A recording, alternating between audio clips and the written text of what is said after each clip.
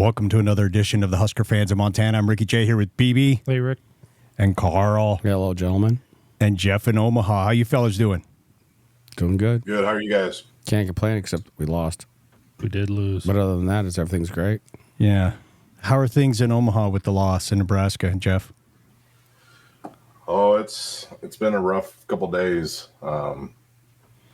Just all over the place, like doom and gloom, like we just fell off the page. But I suppose it's normal to have a kind of an overreaction. But Yeah, and we hope it's an overreaction for sure. I'm going to share my screen with you, Jeff, so you can see the see everything, entire screen. And we're going to start out with some news.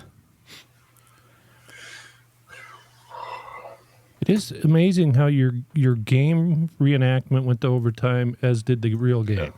It is pretty interesting. There's something there. Yeah. I don't know what it is, but there's something there. Except in that one, we won. Well, Yeah, small difference. yeah, So the Husker news, Nebraska lost to Illinois 24-31 in OT and fell from the top 25. Cornerback Tommy Hill with a foot injury and offensive lineman Turner Cochran with a hamstring injury were injured in this game. Nebraska plays their first road game against the Purdue Boilermakers on September 28 at 10 a.m. Mountain Standard Time on Peacock. Again, we got the EA Sports simulation of the game that you just referenced, where our game ended. The past one ended in overtime, so it was interestingly close. The results of this game, which quite a few people have watched already, it went live Sunday. Nebraska wins at 21 to Purdue 18.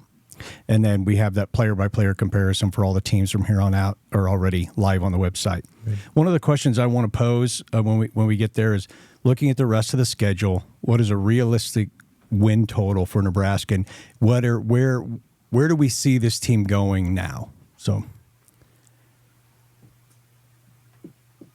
is it a multiple choice? Yeah. No doubt. Exactly. So let me just why don't we just go around, starting with Jeff, just give some overall thoughts on the game, and we'll rotate around.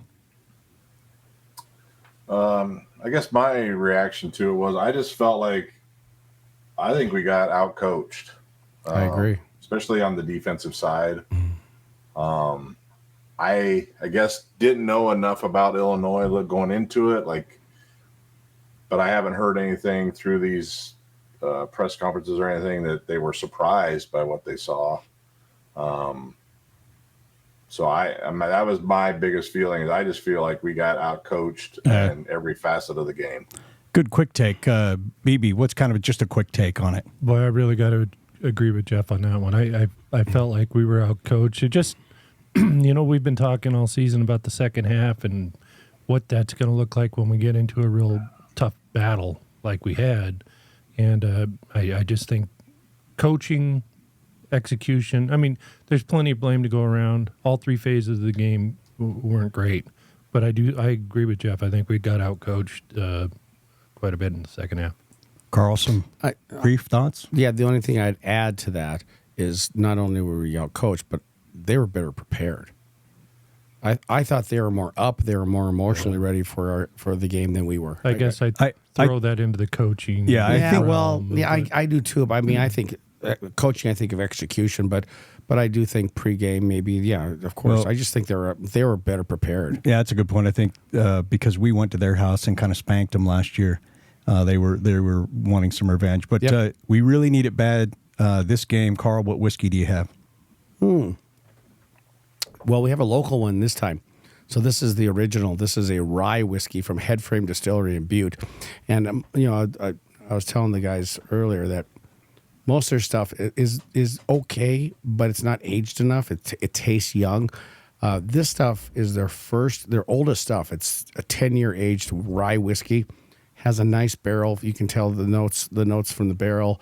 Has a good little bit of a char taste, which tells me it's been there for a while. This is I like this one. This isn't too bad for a local local one. Very drinkable. Absolutely. It tastes very good, and I want to. I'm chasing it. Is drinkable. Yeah. For just a little while. For a little while. I'm chasing it with the Juicy Obsession from Lewis and Clark. our sponsor. Our official beer sponsor, yeah.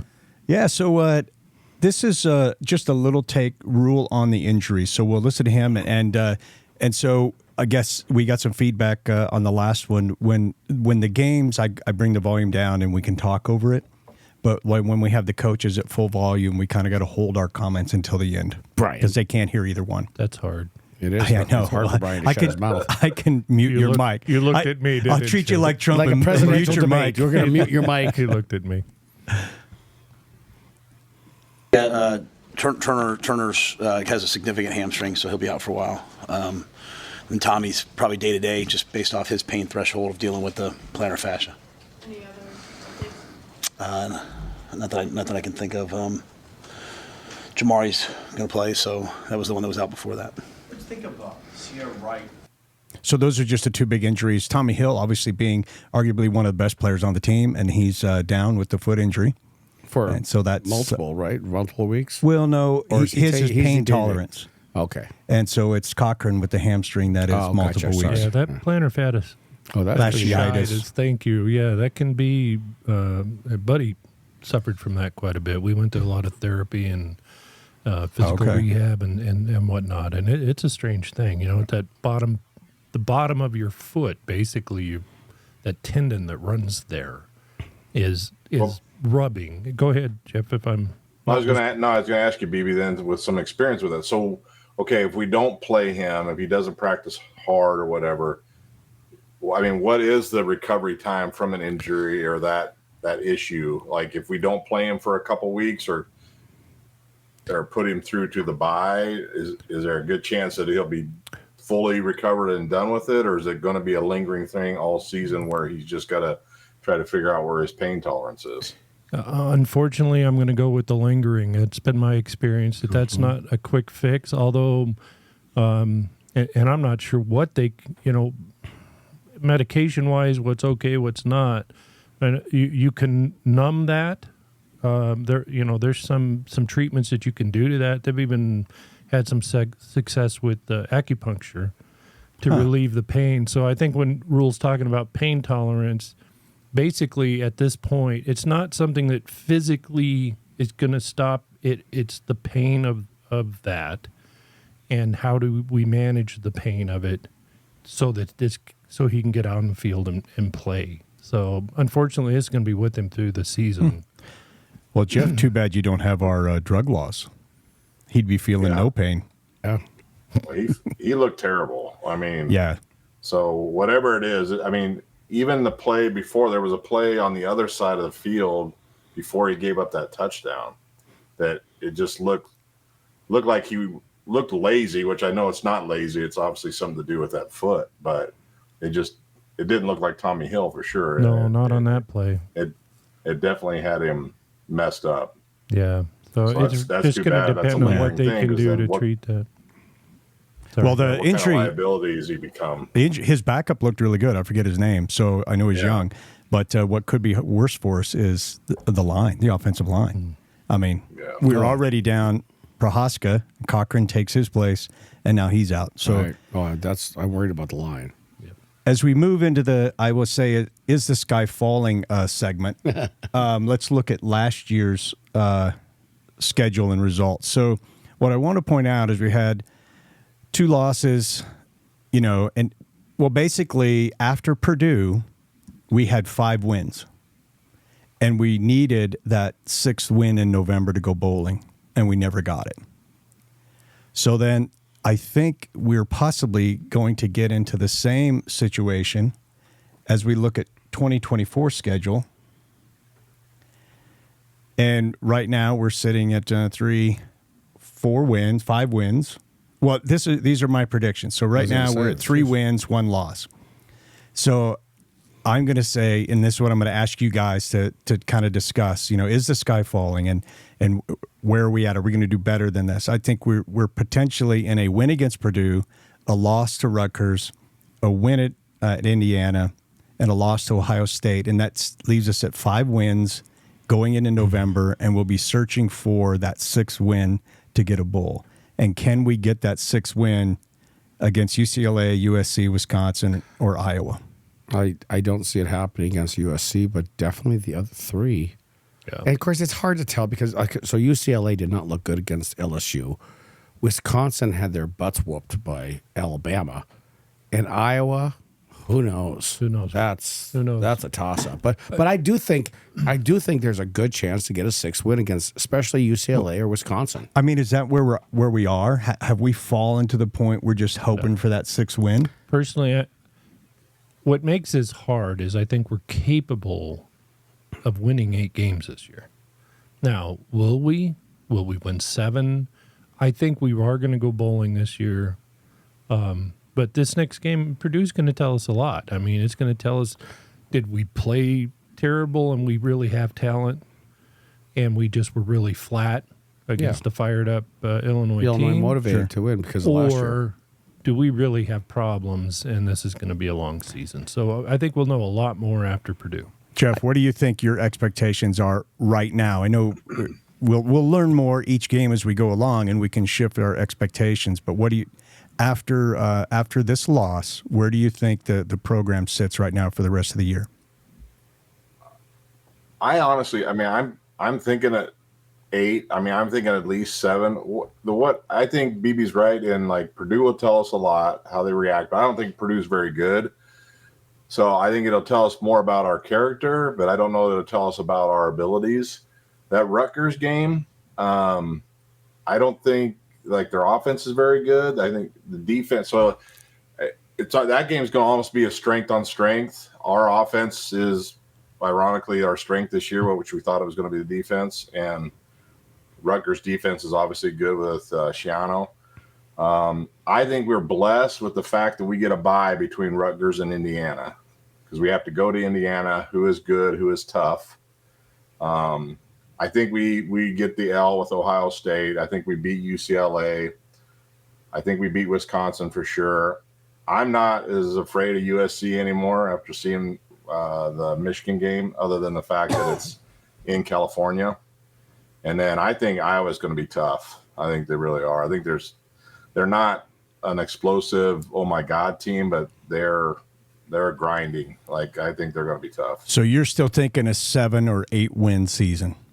Minimum 7, probably 8. Yeah, okay. I see us beating. If Rutgers would be a loss, it would be hurtful to get into that 8. But I think we get at least one of those, Rutgers or Indiana, and then I think we're going to beat UCLA. I think we're going to beat Wisconsin. And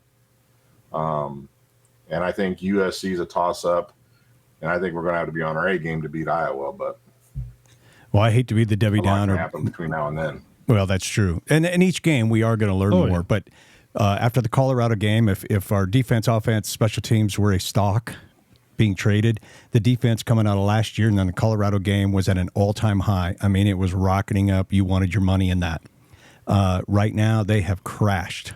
I mean, they are our expectations and our hopes of what that defense was, I think, is really, really low. Now, they can show us a difference and gain some value back, but right now they look absolutely terrible. And the offense, I think, has been kind of flat. You know, we thought they would be decent with Raiola, and that's kind of where they are, though they have some problems. Nothing's really exploded to make them their value super increase. And the special teams are down, not as much as the defense because they didn't start that high, but they're definitely their stock is definitely down. So I've reset. I hope we get 6 wins this year, and I hope they begin to change in each game, and that changes my expectation. But let's get into as we go to get in. Here's a little something on losing from Talladega Nights from Glenn. IPS excellence. This is what I'm talking about. That's why this group right here is the laughing stock of NASCAR. Face it, we suck. It's not always bad to be in last place. Here's some things we can focus on. 1, we tried hard. And 2, we're still dear friends. Lance, shut up. So yeah, we always have those people that are like, no, it's going to be great, it's going to be awesome, it's still great. It's just like, shut up, we want to win. We don't want to be We're in last still place. dear friends. We're still their friends. We still get together and have whiskey and drink some beer. That's right. Yeah. That's right. And on these days, we drink a little more whiskey. Yes. All right, so we're shifting into a little more in-depth. Here's the Nebraska-Illinois highlight video. We'll take a look at that as I get this into full screen. Do I get to talk through this? No. Do not. talk. Yes, you can talk through this. No, This don't. one I can Yes. talk, Karl. This is you can talk. Don't let him talk. The volume should be low. Chelsky will kick it away. Illinois won the toss, deferred. Nebraska is ready to receive, and we're underway. Things look pretty good at this point. Here he goes. You're already making comments.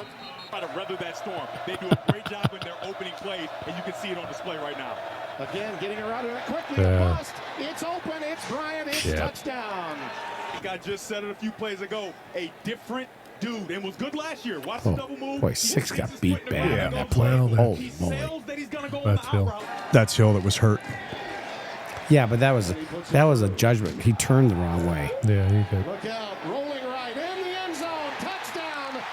Isaiah Nair. I still like to see more Fedoni. Let me hold a vice grips on your toe and see if your judgment is affected in any Stop way. it. Judgment, turn left or right. That's not a toe issue. I've actually got one in the car. Can we do that? Well, we might Do that. We're gonna hook it to your nuts. Hey. Looping it towards the end. That's a catch. It's caught. Is it in? See, I think Nayor had a great game, except he's got to win those 50-50 bowls. Touchdown. I agree. For those of you at home that are tired of hearing the comparisons to Patrick Mahomes, you might as well get used to it. What an outstanding job to buy time. And Nair not giving up on the play and dragging those. Yeah, you know, we're going to see that play and talk about it a lot, but I remember saying, In the corner. It's caught. It's as a defender, he might be stronger than me. He might pull that ball, drive, wasn't it? but he's going to have me attached to the football. As a receiver, I am not letting go of that ball. He's going to be holding into me. You know, I'm just going to be wrapped around it. So In the evening. And here goes Bonner for the touchdown. I was shocked at the wide open receivers they had in the end zone, and that does go back to coaching and preparation. I mean, in OT, when they bring in their best wide receiver as a fullback, maybe that's a clue. He's probably not going to block. He might go out and catch a pass. this was a nice play, actually. Yeah, A little very good. something. Good to see Bonner in there. To the tight end. Yeah. Justin. That's a big tight end, by the way. Well, he's a tackle. I know. Tackle He's eligible there. tackle eligible. That's not a tight end. Let me tell you something. That when they announce to you that tackle's eligible, I'm calling timeout Exactly. right now. Yeah. Or I'm keen on him because. Something. I'm letting. Yeah, look at that. 94. He doesn't have his shirt tucked in. I mean, come on. He looks like a tackle. There it is. Probably has chicken grease on him. Bryant. It's touchdown. That's their best wide receiver lined up as a fullback. It's a clue. Bryant into the flat as a fullback, right? Right. Take the power. He Boy. sneaks into the flat, avoids the defender, and he's wide open. Blitz right up the gut. Oh. This was just Offensive sad. line. This just killed me. Just sad. All right. Yeah, the overtime was just Brutal. really good word. Yeah.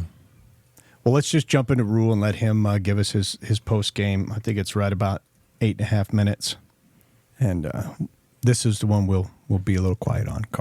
Carl. Yeah, try not to talk so much. Jeff, shut up. All right, obviously tough loss. Had our chances to win. Just didn't make enough plays. Didn't play well enough defensively, and then couldn't make the plays at the end offensively to win the game in overtime. So disappointing, and something that we certainly have to learn from. So I'll take your questions. What did you think of Illinois' offensive game plan and your guys' ability to adjust to it? We came out. We predicted that they'd come out and be spread no huddle like they were. In the second half, they really for a long time it was only, I think at halftime they had 31 yards rushing. I think in the second half they ran for over 100 yards. So they just kind of did what they did last week. Well, we didn't seem to be the more physical team. We did win the turnover battle today. The defense took the ball away twice, but couldn't get off the field. I thought we had a really hot offense there for a while, and just would have loved to have gotten the ball a little bit more. They just sat for long stretches. And then obviously penalties really hurt us on defense. I think there was 3 drives with a 15-yarder, which is unfortunate. So you got 3rd and 3 there at the 21. There's a couple different things you can do. You can either try to play for 2 downs there, or you can try for the play that you guys tried, or you can try then again on 4th down, or you can try the field goal. Why did you guys decide to do what you did? Obviously it didn't work, but what was the thinking behind it? Yeah, it was wide open though. I mean, it was a hell of a play call by Sat, and we're just trying to throw the ball to the fullback on the flat. We were doing kind of what you said, like, hey, we're gonna throw, show a run formation, throw the ball to the fullback on the flat. Dylan sees the guy. Dylan's vision is amazing. He sees, that's not really even part of the progression most times. It's such a good play call that no one's open. We just don't connect on it, and it's 4th and 3 at that point, and that's a makeable field goal. I felt like we would make that field goal. It looked like when I looked at it, the laces weren't turned out. I had to kick the laces, and it just wasn't made. So, I think we took the approach. It was a long 3. Like, hey, let's throw the ball to the fullback in the flat. Just a guy popped wide open, and in a game like this, you want to win those games. I think you just hope that you come down with that play. What was the thought process behind calling all those timeouts when Illinois had the ball and they were starting to go downfield instead of letting the clock run? Because that's what the book says to do. I mean, you're going to try to call timeout so that if they do happen to score, because either way, the clock's not a factor for them, right? You have to either stop them or they get down to the 40. They can kick a field goal from about the 40, 45-yard line with that kid. So we're just following the book, to call on the timeouts so that if they did score, we'd have a chance to go back and score again. And they kicked the ball down. Unfortunately, it was at the 8-yard line, so we decided to go to overtime. If had it been a little further out, maybe we'd have let Dylan spin it. Hey, Matt, a lot of these games kind of came down to a similar outcome at the end of last year. It seems like there were so many points where Turner went down and Tommy went down and Illinois bounced back. How did you see the resolve from your team tonight compared to these games last year? I thought we had good resolve last year. Tonight was disappointing. I didn't think we were.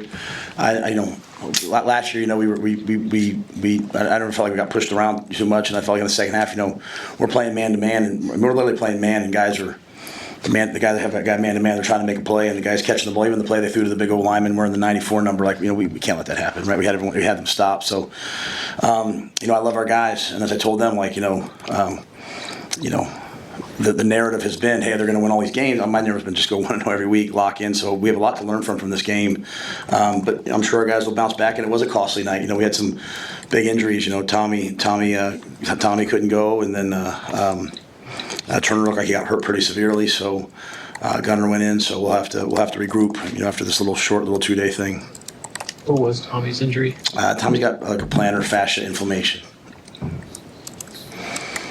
mentioned the defensive just not being able to go up the field and the costly penalties, especially for fouls. How surprising was that with that performance based off what they've done in the league? Yeah, it was disappointing, and I think after last week, you'd have to say that, we really were concerned about the tackling, and the tackling showed up again. It wasn't great today. A lot of guys ripping at the ball as opposed to knocking the ball down. The penalties, I'm not going to talk about the penalty. Even at the end, we got hit out of bounds. I have to see what happened before I can comment on them. But we hurt ourselves, in a day where we needed somebody to make a play, and we made a play. Keese knocked the ball out, or I think that was Keese that knocked the ball out. We recovered it. We go down. We have a chance to win the game and end the game. Those two things were disappointing. But yeah, defensively, I think we have to go back and really kind of look and see what we're doing and make sure we're doing the right things with the guys that we have. When people they spread us out like Colorado did, but the difference was they were able to run the ball in those sets, whereas Colorado didn't run the ball. Obviously, overtime went downhill right away. What was your sense of just guys heading into that extra frame there? Yeah, Dylan was like, hey, we were gonna take a shot the first play, and we false started. So kind of just we false started, and then took a sack, and then even on the last one we missed a blitz pick. We missed a protection. We had an MA. So the moment it showed up, and we didn't make the plays you have to make to win those games. Even the ball that they called a touchdown that was ended up being an interception. We had a lot of opportunities to win the game, and so we're not a bad football team. That's a good football team. That's a ranked team, and we had all of our we had the chances we had to win. So there's some things we have to correct, and getting those moments we have to kind of go make those plays. Make those plays. I thought Sack called an excellent game. We had lots of chances, and I think defensively we have to go back and kind of look and see, hey, are we doing the right things? What do you think about Dylan's interception? Thoughts on that? I'm sorry.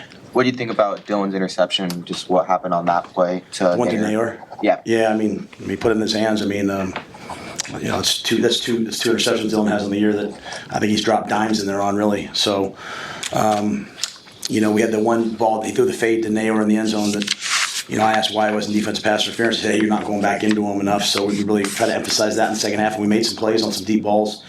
But that went down the sideline. I mean, we ran right by him, laid it out there. I thought Dylan was superb in many, many ways tonight, So we had a chance to make a play. At the end of the day, the way I look at games like this is, you're calling plays on offense, defense, and special teams, giving the guys a chance to go make a play, and they made a lot of plays tonight.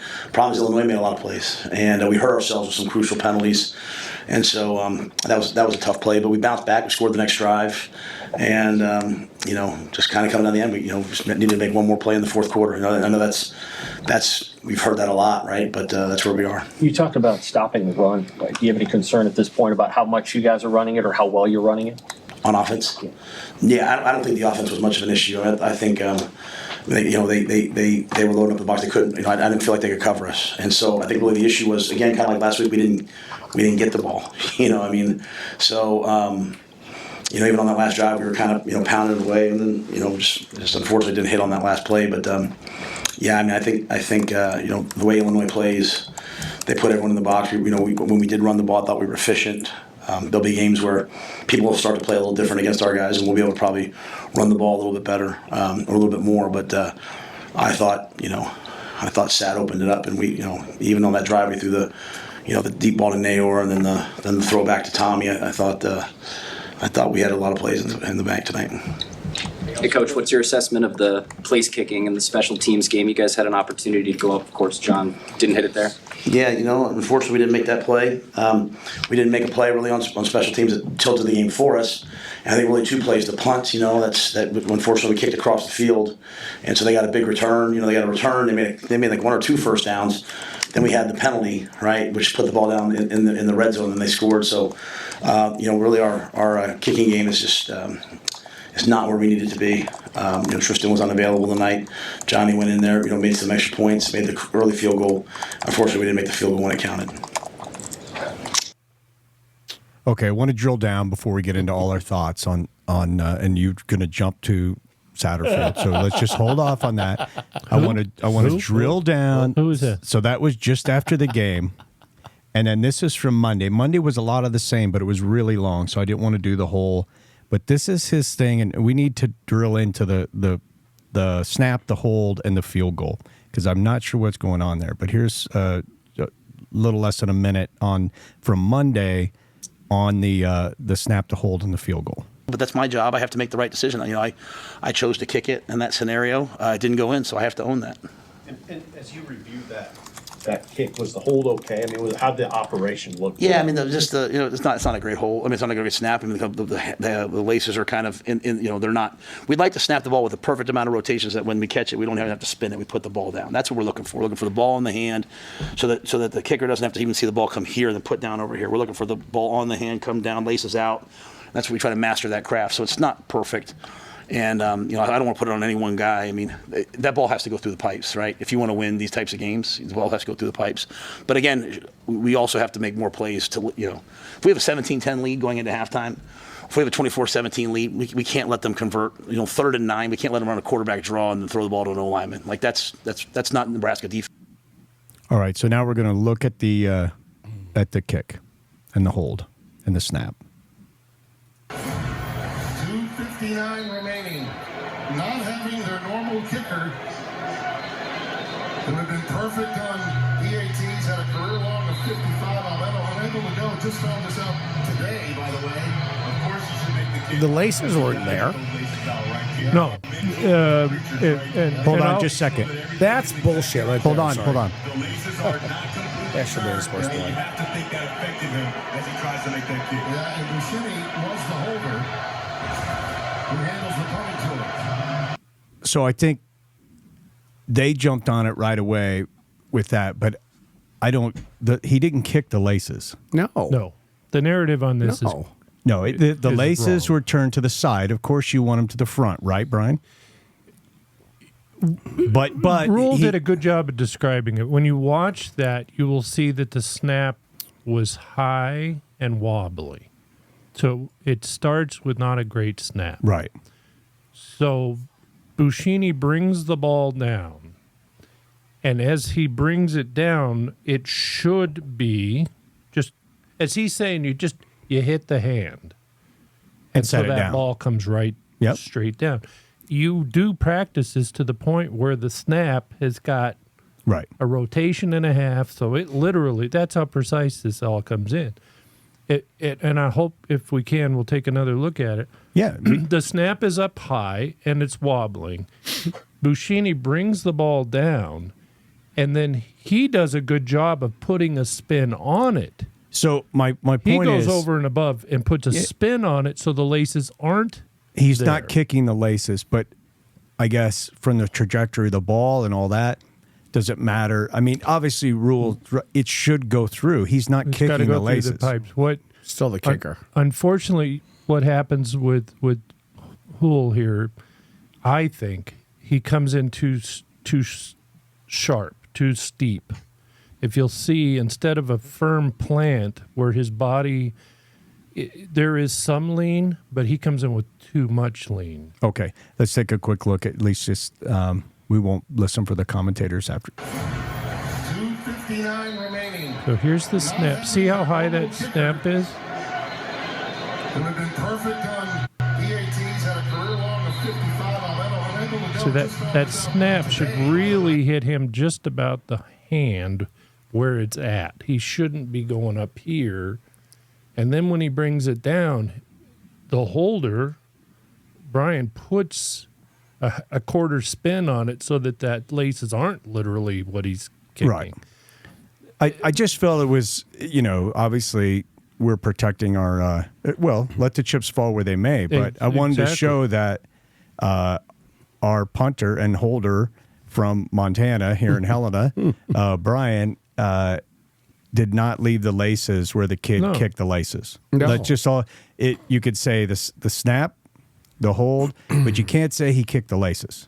No, this was not. This wasn't Finkel for the Dolphins. It was a missed. Yeah. I was actually going to pull that from a missed kick. I was going to put laces out. Well, I'm amazed at how much commentary. What do you got, Jeff? I got a question though, and this is just from not knowing anything about it. Obviously, you always want the laces away, but he basically, to me, it looks like he's kicking it on the side of the ball instead of the laces being rotated forward. When he comes, is that better than the? I guess what's the difference between kicking it sideways like that versus kicking the laces? Like which on a crapped up snap and hold and stuff, regardless of who the participants are, for a kicker, which is better? Is it better to kick the side of the ball or is it better to kick laces? I guess I don't have any idea. So you want to avoid laces because that can affect the trajectory of where the ball goes. So if your holder gets those laces out of your way, that's all you need. You should be making it. Unfortunately, and I don't mean to, I'm not dogging Hole. This is he comes in, this is a tough deal to come in and replace the guy.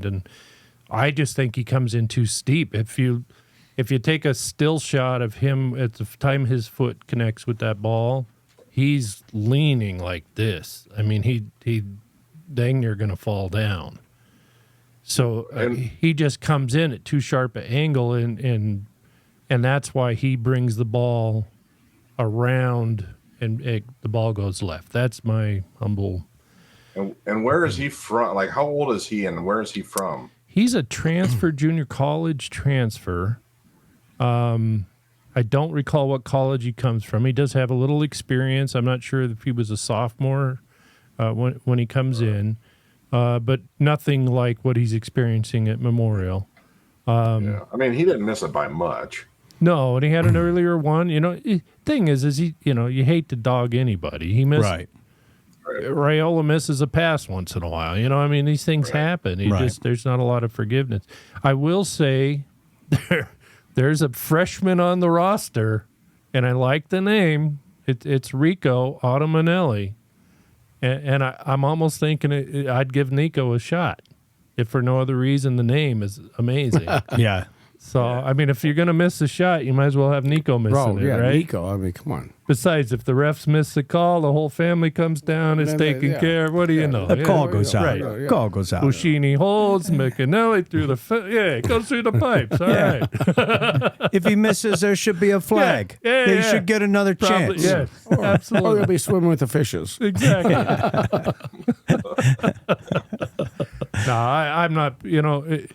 The best thing you can say about that play was, like he said, that there's three elements to that none of them were perfect, and including Brian's hold. But of the three, he did the best of the three by getting those laces out of the way. Yeah. So bottom line, he missed it. I mean, we missed the kick. Yeah. I personally, I can't believe we were in a situation to kick it. In that, and that's now we the other transition to discussion. Satterfield, where I'm like, what? We're finally moving the football. We're burning the clock. I don't want to give them any time left at all. And when we're having some success on the ground running, it's 3rd down and 3, and you decide all of a sudden to throw. And I'm telling my wife as I'm watching the game, there's no chance Satterfield's patient enough to stay with the run game and run the clock down. It's not in its DNA. Sure enough, we throw a pass. Because the guy's open, everybody's going, oh, well, that's the right call. No, it wasn't the right call. And unfortunately, the pass isn't there to him. The right call is to run that football in some clever way to get 3 yards. And on 4th down, I'd run it again. Right. I'm sorry. Well, I think that that clever way would have been Emmett Johnson. Thank you. Yes. Like, why is that shifty? Yes. I mean, he can lower his head or he can juke you. Like, why did that kid barely see the field? If I'm Rule, there's some manhood to this game. Society hasn't taken all of it away.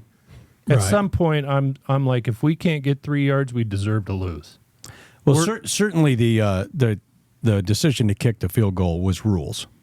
I mean, there's no way he's leaving that to that. I mean, that's his decision, and I think there's an argument there to be had that we probably should have went for that and gotten the 3 yards. I question that whole last series why we did what we did. I think it was bad coaching. I think we blew an opportunity to burn that clock down to next to nothing. If you have to try a kick, I'd try it with seconds on the clock instead of minutes. Right. And I'd be hopefully closer in. Yeah, take more time off, get closer, give a kid a chance, young man a chance with his first big pressure kick. Yeah. But well, even on that kicking though, like, why are we in the situation where, like, I would like to? I know Tristan was, I think, a Frost. Like, after he kicked the winning field goal at the state championship in Nebraska, right? He got the offer. He wasn't on anybody's radar until that kick. And well, then, last year, he was going to be our kicker, a true freshman. Like, why are we at a point where we got Tristan, who's just a sophomore, and then maybe another sophomore transfer? Like, how did we get to a point where we're starting true freshman kickers when that's almost unheard of? It is, especially in NIL. It is, and I don't think it was smart. I think Tristan was highly rated as a kicker throughout the country. I mean, a lot of these same camps that I'm familiar with and rating agencies and things have been. He was up there. He was one of the best kickers in the country coming out of high school, but he wasn't ready last year to be their number one guy. Yeah. And it's a lot like a quarterback. You stick them out too soon, and you really mess with them. Yeah, and the mental, yeah. And Tristan, that's I think what I'm worried about. That's going on with him now. I don't know that it's an injury anymore. I don't know that it's physical. I think the kid's trying to get the cobwebs shook. Like, he's lost his way a little bit. I don't disagree with you, and I'm not sure how. If I was advising Tristan, this would be if he can get the gray shirt, the blue shirt for the injury, I'd use it, or a red shirt. He needs just a little more maturity, a little more time to come along. All right, well, I'm going to begin the summary, and then we'll just go around and everyone share their thoughts, whatever it may be, about this game, and then we're going to put it to bed and move on to our next game. But I would say, looking at this game and analyzing it, The biggest takeaways for me were the offense never established a running game. It was definitely a pass-first offense. The offensive line did not dominate at all. Special teams are struggling, and it's hard to win a close game. And I think we're going to have a lot of close games if you can't get those 3 points when you need them. Nebraska left a lot of points on the field, at least a touchdown and a field goal, obviously. The meltdown in overtime on both sides of the ball with such an old group, especially on defense, is astounding to me. That there are those people on defense, there's a lot of experience out there, and that was just a total meltdown. And again, to have their number one wide receiver come in the fullback position and not think, wow, I bet they're going to throw it to him, and leave him uncovered, I just can't explain that. I don't know how that happens. I think we would figure that out if we were either coaching or playing on the field. Yeah, that's the guy that catches all the passes, and he's back there. I think we'll look for him to come to the end zone. And then, on the offensive side of the ball, that offensive line, obviously that's had some struggles and some injuries, but they're touted as, well, they played together for so many years and they've got so much time. They just totally shit the bed. I mean, I have never seen an offense do so poorly in overtime as we did. Yeah. I've never seen anything like that. We were on our side of the field. It was like, fourth and 40 something. Yeah. I mean, it was ridiculous. So they've got to shake that off. And again, in my mind, the stock in the defense has plummeted until I see that, they can step it up. After Colorado, I bought in, man. I put a lot of cash in that. And, unfortunately, that value of that is now almost zero. It's like my 401k. Yeah. So those are kind of my thoughts on the game. There were very little positives. Coming out of that game, I think too. Honestly, I'm not going to say it cost us a game, but the officials did stink. Well, Nayor, even though he lost that 50-50 ball, he's got to win those. He definitely had a good game and looked good. And even though Raiola had the 2 drops, and in the OT, he just didn't have any time. He was getting crushed. But he did very well for a true freshman and looks very poised. And the one thing, though, he's not going to be a running threat. He's going to be a throwing threat. So we got to give him time. And then we've got to have a running back room that can get some yards to take that off his arm. So that said, I will start with Karl. We'll just go around, and Karl, let's summarize your thoughts and put this game to bed. I don't have a lot to add. I think you're right on.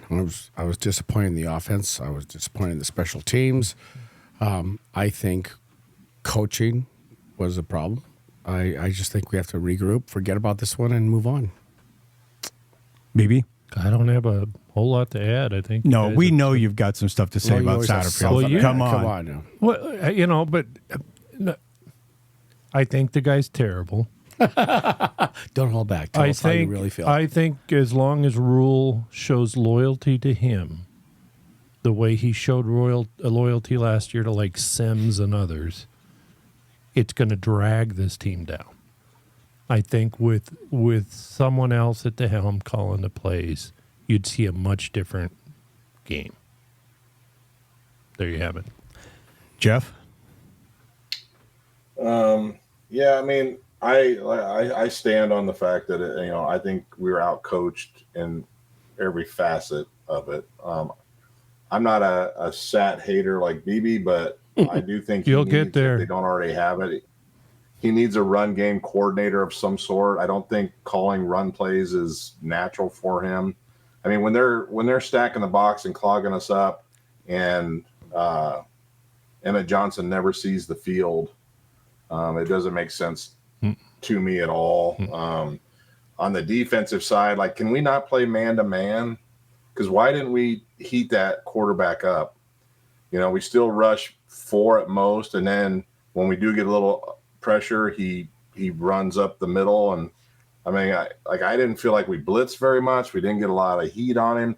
The defensive line wasn't getting push. Like I went back and watched some of that today. Both sets of lines, it was just like, two immovable forces, whether we were on offense or we were on defense. It was like nobody was moving anybody around on either side. Neither team could really be happy about moving the line of scrimmage. Nobody did. Those guys looked like they were touch drills. And then, the tackling wasn't good. That's a good point, Jeff. We didn't really touch on that, but the tackling was horrific. The yards. It was just an all-in-all bad game. It was just all out. Poor coaching, poor scheme. Yards after contact had to be really high. Really. Like we're not kicking the ball out of the end zone on our kickoffs. It's like I don't know. It just doesn't. I don't know. It seems like as much as Rule talks, like maybe they got too high on the hog. We're 3-0, and I don't know what practice was like this last week, how jolly or whatever it was, but I fear a little bit. I did fear this last year with Tony White's defense, the 3-3-5. Like he came in and it was different to the Big Ten last year, and we had a lot of success. But good coaches, like we talked about in past podcasts, we had good coaches in this league. And are they figuring that out? Spreading us out. What is that? I don't want to call it a gimmicky defense, but is that defense something that's sustainable in a Big Ten or not? And that's where I'm interested to see as the season goes. Or is it one of these things where it looks like the Big Ten has figured out how to handle that defense, and then we're going to struggle the rest of the way? I don't know if like I say, if saying it's plummeted is where I'm at yet, but I'm definitely going to be watching very closely, because I was worried about it last year. Like, yeah, it's different, but is it sustainable? Because we had trouble getting off the field on third down last year, and we can't even do it this year. Might as well not even just give them the first down and let's just go. Yeah, we could not stop the run. I mean, how many times did they even punt Friday? Like, it's not a lot. It's brutal. It was. So we're with that, I'm going to have a drink of whiskey and I'm going to put that game to bed. Yeah, please. Is it time? Can I give a shout out? I'm going to give. Can I give my shout out? It'd be a good time, because I want to touch on a high note right now. So I have a son who's first of all, we're all very proud of our men and women in uniform in the military serving us. This program, I know last year, and Rick, of course, has served. We're just like to give it. I'm proud and honored to have a son in the U.S. Coast Guard, currently in Yorktown. And, hell yeah. Yeah, he's at A school getting some training back there. But they have got a flag football league. And his team, Dialed In, is the name of the team. I like it. And going for the championship this year. My son's a running back, which is near and dear to my heart, of course. So it sounds like it's a pretty damn competitive flag football league that they've got. I don't know if they're playing the Army and the Sailors too and whatnot, but go Coast Guard, Semper Paratus to my friends out there, and especially to the Dialed In team. And thank you guys for letting me do that. But I'm awful proud of him and his service to our country. Well, cheers to Ben. Is he a kicker? Good luck in his team. Yeah. Is he a kicker? We need. They one. have a hell of a kicking game. Yeah. All right. Well, I'll introduce Purdue a little bit. They're coming off a 2-game loss. They won their first game against Indiana, 49-0. They lost versus Notre Dame, 7-66, and they lost versus Oregon State, 21-38. Our game simulation ended Nebraska 21, Purdue 18. So it'll be interesting to see how that shakes out. They've got some EA Sports rated some of their players that I looked at. Quarterback Hudson Card at an 82, running back Devin Maccabee 81. They have another halfback running back that's pretty good, Reggie Love at an 80. And wide receiver was rated high, Jamal Edrin at an 82, but they have another wide receiver that's leading their team, Max Clare, this year. So their offensive line was also overall pretty highly rated with a center. I can't remember his name, but had a 90. So they must have one hell of a center. He's a senior, I know. But we have not actually fared super well against Purdue. I think we're even since we've been playing them 6-6. And so to me, this is not a gimme game. We got to go there. They're hurting. They're in disarray. I've watched several of their some of their podcasts and their coaches stuff. And we're going to start off before we really get into the analysis, listen to just a little bit of their head coach. But they're a little bit in disarray. They're coming off those losses. They're definitely hungry for a win. So I think they're going to be – I think a lot of their fan base is saying this game is a must-win for them. And so they are definitely going to be hungry. So we'll jump into Coach Ryan Walters and what he had to say. Just what you've seen about Nebraska. Obviously, they've shown improvement. They lost a tough game this past weekend, but the quarterback is dynamic, and they seem to be much improved from last year. Yeah, they are. You know, I got a lot of respect for Coach Rule and what he's been able to accomplish in his career. You know, obviously Nebraska is a place with long story tradition and a lot of passionate support. You know, the quarterback, like you talked about, he's a starting quarterback at Nebraska as a true freshman for a reason. You know, he's everything you want, big and confident. I think the confident piece sort of sticks out the most. He's not afraid to throw the ball in tight windows. He trusts his guys to go make plays. He can throw it from every different type of platform and get it there pretty accurately. You know, up front they're big and physical. They got talented running backs. You know, they got a few wideouts that can really go and make plays down the field and catch contested balls. You know, they get creative with their personnel. You know, the quarterback we faced last year, he'll be on the field at the same time as the starter, and they get creative that way. So we'll have to have answers there. So you know, they are improved. I think the roster is improved, and I think they're doing a good job of putting their guys in positions to have success. I just wanted to follow up on what you said about getting guys back on the roster. There wasn't necessarily any additions that jumped out from what we were given. Is there anything you can share about who you're expecting back? I mean, we're gonna, I can say whatever, right? You know, I would expect Nyland Green to be back. You know, Winston Berglund looked good running today. We'll see how he looks in practice. You know, I think Salim is another guy that will be back. Who else was out there today?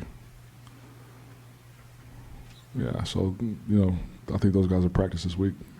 Especially as it relates to Nyland, some of the things that you guys have been talking about defensively, how much does he help on that edge, and especially just, I guess, from just an attitudinal standpoint in some ways? A ton. He helps out a ton. So Nyland Green is their Georgia transfer that they're really excited to get in the game for him, and he had an injury at Georgia, or he transferred and then had an injury in their camp, and then so now this will be his first game actually coming in. I think a free safety, if I remember. Free safety, okay. Don't quote me on that, although now I'm on the. I think that's it. But yeah, very definitely in the defensive backfield anyway, and one hell of a player coming out of Georgia. So. That's going to be certainly one to watch. But I guess I'll start with Jeff, and we'll go back way. Just not your predictions. We'll come back to those, but just give your thoughts on the matchup and Nebraska versus Purdue. What do you got, Jeff? The worry I have with it is it's not huge, but they run the ball well, so that's obviously concerned, but they don't pass it well. So hopefully those two will balance out. We can bring maybe a guy up or something to help stop that run. But I think they're running for, you know, around 200 yards a game. So that's a big concern. I don't think they're very good. I mean, yeah, they beat up on Indiana State by, 49 points, but I don't think they've scored very much after that. They scored 20 points last week and 7 against Notre Dame or something. So I think it sets itself up well for us to have a bounce back game. And it would be highly disappointing if that didn't happen. But I feel like we should, if maybe go on the road will help us, and we should do fairly well here. BB? Yeah, ironically, that might be true. It may be a road game. If nothing else, you get us against the world mentality a little bit. You know, when you do go into these stadiums, everybody's throwing stuff at you and screaming and yelling. You got nowhere to turn but each other. Maybe that'll help. I would hope the coaches are fired up. Yeah, I like Jeff said with Emma Johnson last week, we got some great players. We just, we got to get them some play time. Get them out there.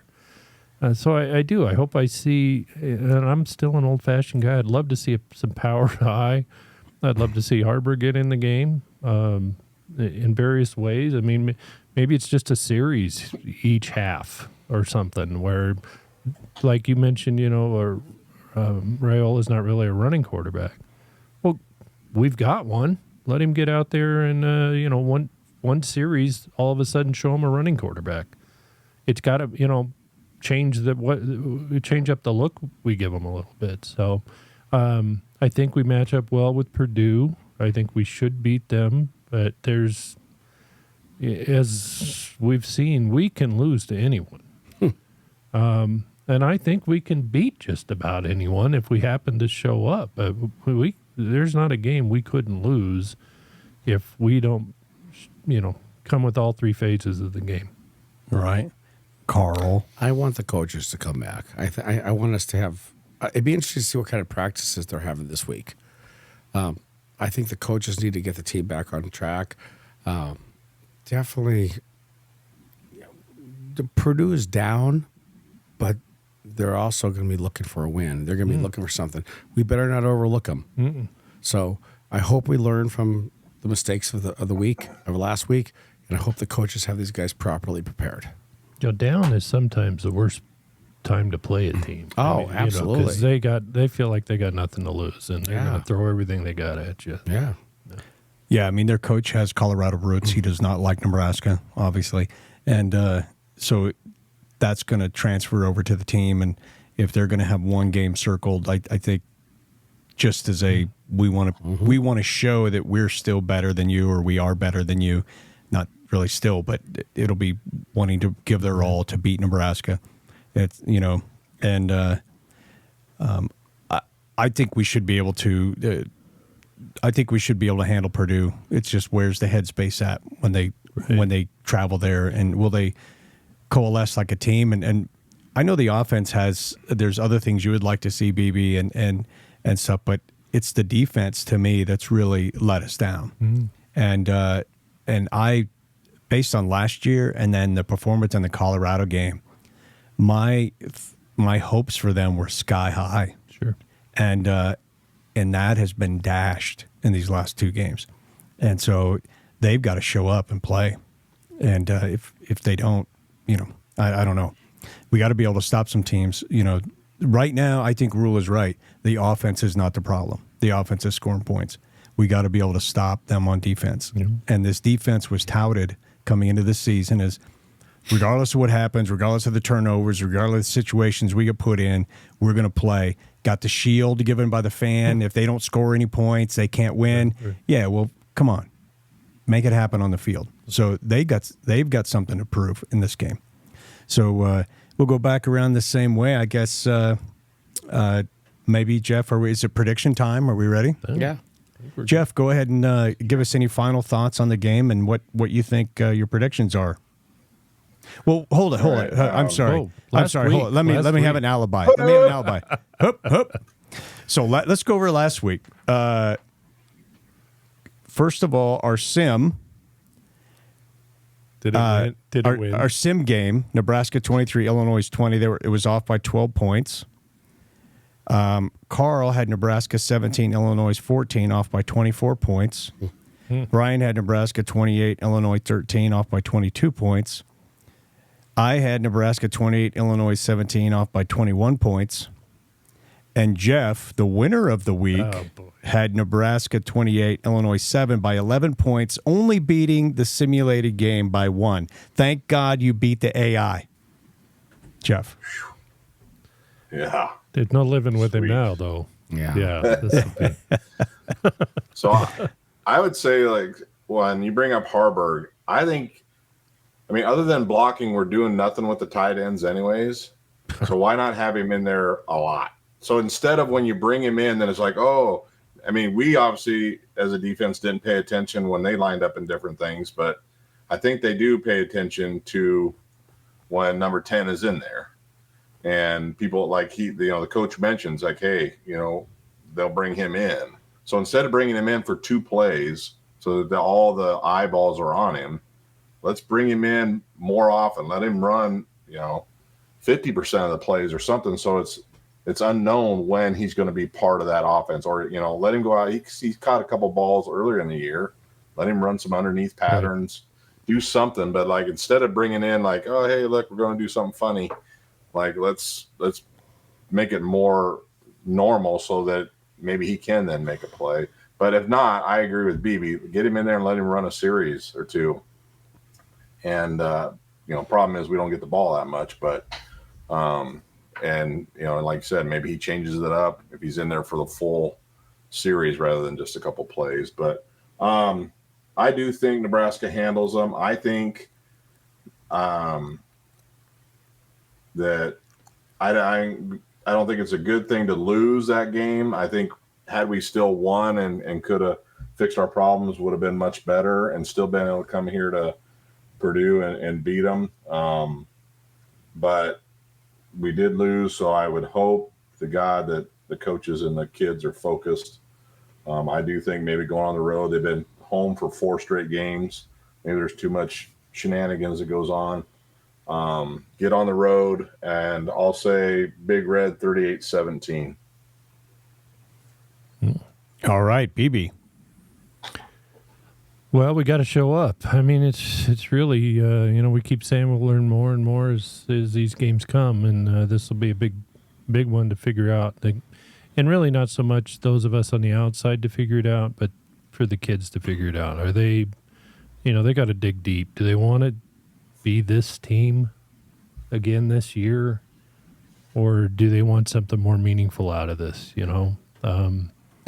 For some of them, this is their last football. A lot of them, and we got quite a few seniors actually out there. Right. Do you want to be the forgotten years in Nebraska, or do you want to be the beginning of the turnaround? Be remembered for, oh yeah, that's when we started getting good again. I hope these coaches emphasize that to them, and I hope they take that message to heart, and I hope they come out and play some impassioned football. I would so much rather lose watching a team give it all they got, than they look lackluster and just kind of going through the motions. So I think we all agree on that. So I think we're going to win this one, 28-14. I think we're capable of scoring more points than that. I'm just being conservative to try to beat out Jeff. Karl. I think we make a comeback. I think the coaches are going to have them better prepared. I think the defense is going to do better. I think they're going to realize that they have to do better. I'm going to go Nebraska. I'm going to go 28-17. 28-17. I got everyone's down, and now I guess I got to throw one in. Maybe I could just wait and give mine after. Sure.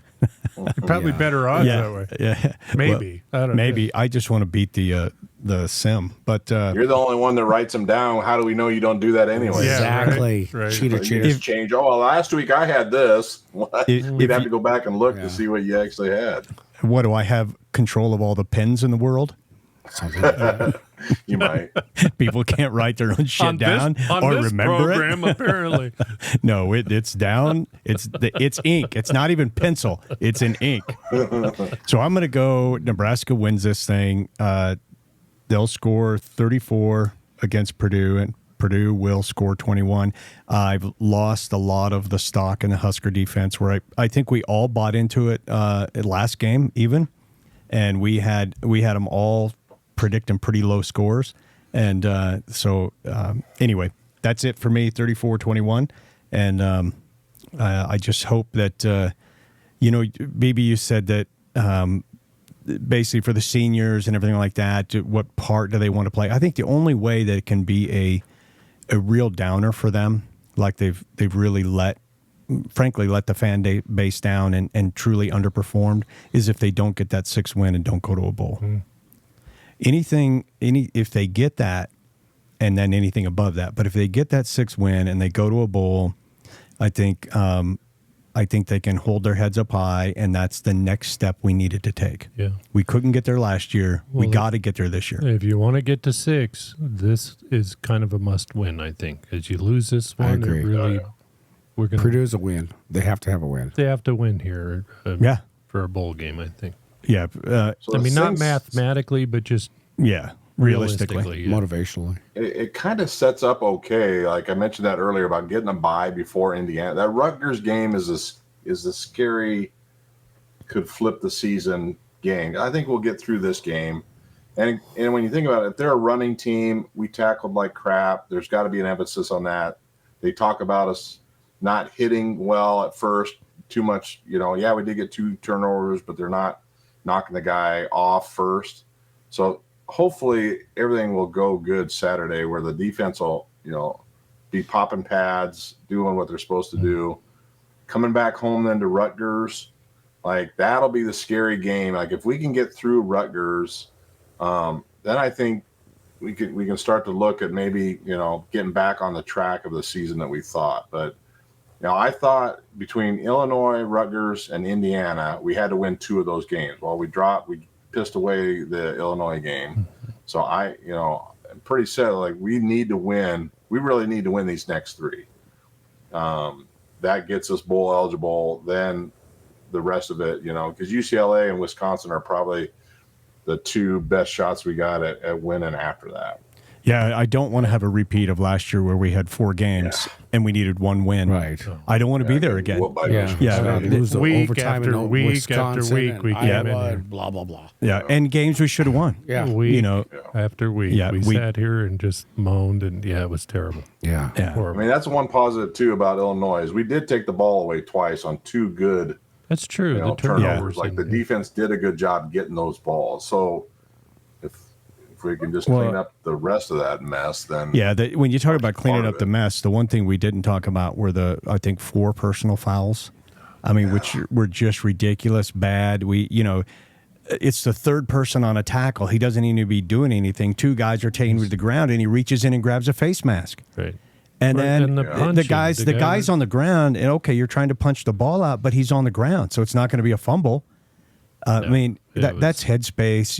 You're too experienced for that. You've been playing the game too long. That is absolutely ridiculous, and has to be super disappointing to Coach Rule. But that's why I figured like maybe getting out of town will help. Maybe there was just too much. Hey, you guys are great here in Lincoln, and they needed to have their. Well, let's hope that's gone. It's all Satterfield's problem. I don't disagree. I don't disagree. Welcome aboard, Karl. Welcome aboard. I think he's sneaking over and coaching the defense. Yeah, too. I think he is too. Yeah. I think it's special teams.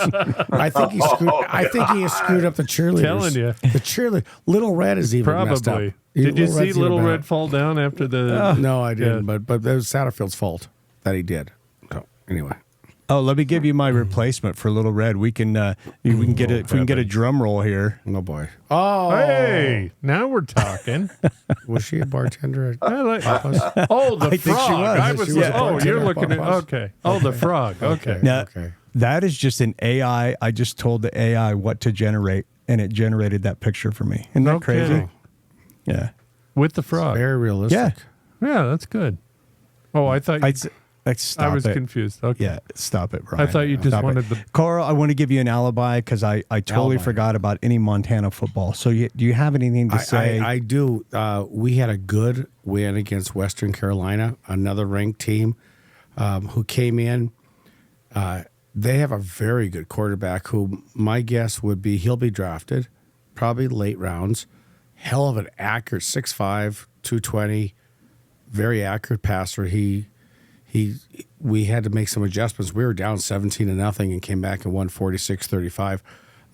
Montana looked pretty good coming back. Ayat played pretty well, had four rushing touchdowns, most ever by a quarterback. Okay. Montana, I think, rebounded because they had a disappointment the week before. So we'll see. We'll see how they go. But I was very pleased. I was pleased with the performance by the Grizz defense as far as making adjustments. Who's coming up next?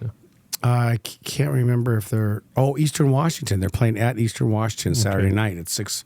The 6 Red o'clock. Field. The Red Field in Cheney. So we'll see. We'll see how they go. This is a field that Jeff needs to see. If you ever think you've seen it, and I don't know when was the last time the Grizz won in Cheney.